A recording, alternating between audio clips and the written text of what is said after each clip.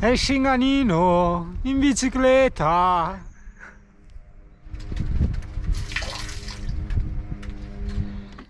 Ho visto quella cosa, non mi ricordo il nome, è un roditore morbidoso, vediamo, è qua, è una bottiglia.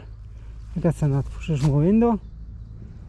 No, è furbo, sono andato dentro una di quelle tane.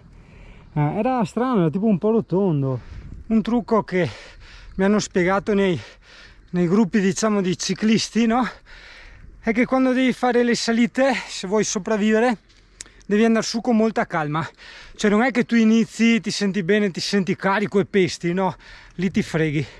Anche se tu ti senti bene, ti senti carico, devi andare via proprio in relax, piano piano, dolce dolce. Tanto finirai per distruggerti più avanti, non c'è nessun problema, il tempo per distruggerti ne avrai. È pieno di quei tupini strani e mi pare che si chiamassero moraiette. Andrea del T4 è più esperto in fauna selvatica. Ma che forte sta casetta stranissima con quel coniglio tipo la Donnie d'Arco e l'appostamento sopra l'albero. È stranissima sta roba. Su, la verità, su una bugia no, è normale. In ogni caso, ovunque vai è pieno di cartelli di siti archeologici, ok? Questo perché una volta qua, tanti milioni di anni fa, c'era il mare, no? Qui era mare, nei confini c'era laguna. Poi, quei milioni di anni, è sbucata la montagna, tipo un'alzabandiera di prima mattina, hai capito? E basta, e adesso ci ritroviamo qui, nell'alza montagna. Ah, ok, siamo nei villaggi dei cimbri, ecco cosa c'era di strano. Quindi probabilmente è scioretto che ho qua da Drio de mi è un cimbro Drio tagliare e legne. Pensa che dagli inizi del 1800 qua c'è questo insediamento etnico cimbro, no? Tu mi dirai, ma cosa sono sti cimbri? I cimbri sono praticamente dei crucchi, no? Quindi di origine tedesca, e viene da Roana, che è uno dei 7 comuni dell'altopiano vicentino dai parti di Andrea del T4 e di Fabio, no? E qui si stabilì per via dei boschi ricchissimi di faggio, una specie vegetale adatta alle lavorazioni artigianali. Difatti troviamo anche vicini una segheria che però purtroppo non ho visitato, magari la visiteremo la prossima volta in compagnia. Sono stanchissimo, torno anche indietro, mi puntino giusto questo rubinetto che ho visto qua dietro. Ma che bel rubinetto!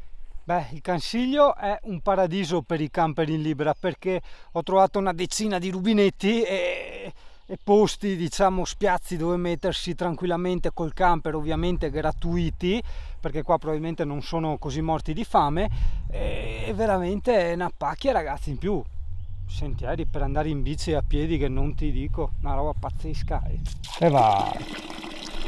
Qui ragazzo sei a Campon e il cartello qui dietro indica la segheria di Campon, nulla di medievale, siamo nel 1919, insomma qualche anno fa. Sono posti talmente magici, nel senso di belli e piacevoli, che sembra assurdo quasi ricordare che un tempo qui ci ammazzavano le persone, le buttavano giù per le foibe, hai capito? È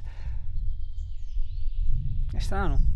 Oggi non ho voglia di parlarti della guerra, ossia della scintilla della guerra, perché la guerra in sé è solo una conseguenza.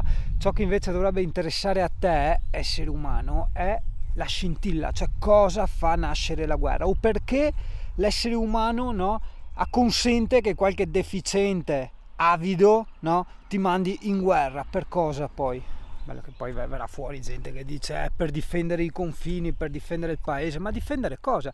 Perché innanzitutto, cioè, se guardiamo il mondo da 360 gradi, non sempre da dietro i nostri occhi, anche dall'altra parte che attacca c'è qualcuno che ha consentito che quell'essere viscido che li comanda li ha mandati ad attaccare, a conquistare un paese. Seconda cosa, conquistare, ormai cioè, nel 2021, no, che abbiamo assimilato tutta questa globalizzazione non solo commerciale ma anche, insomma, di usi, costumi, cibi, gusti, ok, persone di 1000 razze diverse, E che senso ha, no? Aver ucciso decine di migliaia di persone per difendere il nome di un popolo, quando poi adesso ci sono più stranieri che italiani, ma sono arrivati senza alcuna guerra, cioè sono arrivati semplicemente lasciando fare, no? Per carità, non è che abbiano portato chissà che danno, però capisci? Allora cosa è servito far morire tutte quelle persone? È servito per appagare gli interessi economici di qualcun altro. Per economici a volte si intende non solo di denari pecuniari, ma anche come sete di potere, no?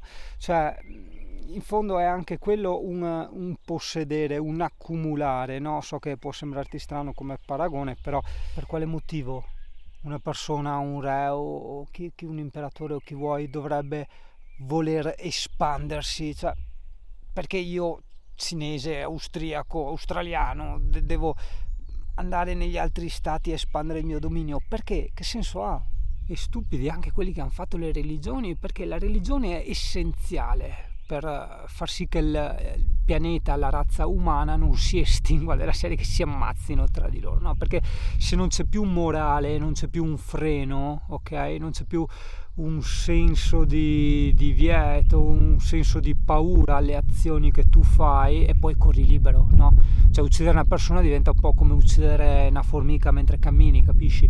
E quindi le religioni sì, sono indispensabili, però quei poveri teste di cazzo che quella volta le hanno inventati non potevano inventarne una unica, cioè inventando diverse religioni sono nati tutti sti fanatici di cattolici, buddisti, islamici, di tutto e di più, che si scannano tra di loro, perché ognuno, fate caso, cioè abbiamo centinaia di religioni e sette in tutto il mondo, no?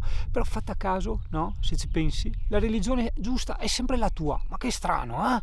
Italia, io torno indietro perché inizia a far scuro, però veramente ti consiglio il consiglio proprio anche per tutte queste infinite aree picnic, queste infinite aree di parcheggio dove tu puoi cazzarti col camper tranquillamente, e una marea di sentieri da far paura, cioè una cosa pazzesca, bellissimo. L'unica cosa, non puoi venirci se devi lavorare, cioè se sei uno che lavora col computer tipo me, che faccio web designer, grafiche, pubblicità, hai capito? Quindi a me serve internet, io ero venuto qua per lavorare, in realtà la connessione non prende. Questo posto è eccezionale per venirci con la famiglia, con gli amici in vacanza, per rilassarti, per farti un po' di disintossicamento sociale e tecnologico, ma per lavorare proprio no.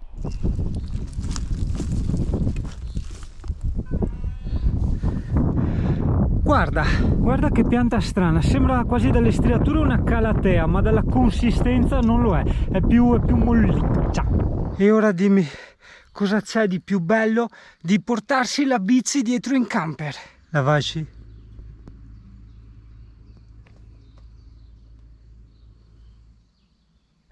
Giustamente, arrivo io, si calma il vento e spunta il sole. Ragazzi, che pacchia, oh, porca miseria. Sono solo io, cioè guarda, tutto il consiglio per me. Io non riesco a capire, oggi è anche venerdì, probabilmente è tipo l'ultimo di maggio, è tipo il 30 maggio o il 28, adesso non mi ricordo, e probabilmente fa ancora freschetto, non si può fare il bagno da noi assolutamente, però probabilmente vista la stagione la gente va tutta nelle località di mare, no? E quindi io ho tutti sti paradisi completamente liberi. Buono.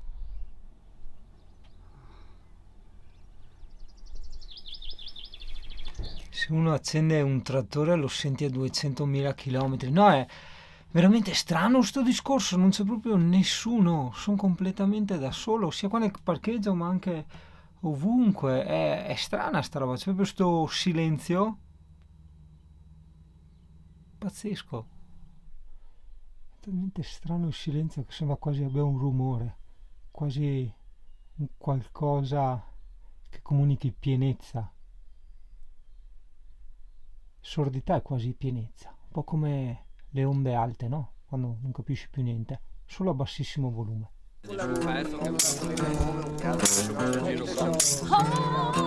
Eccolo!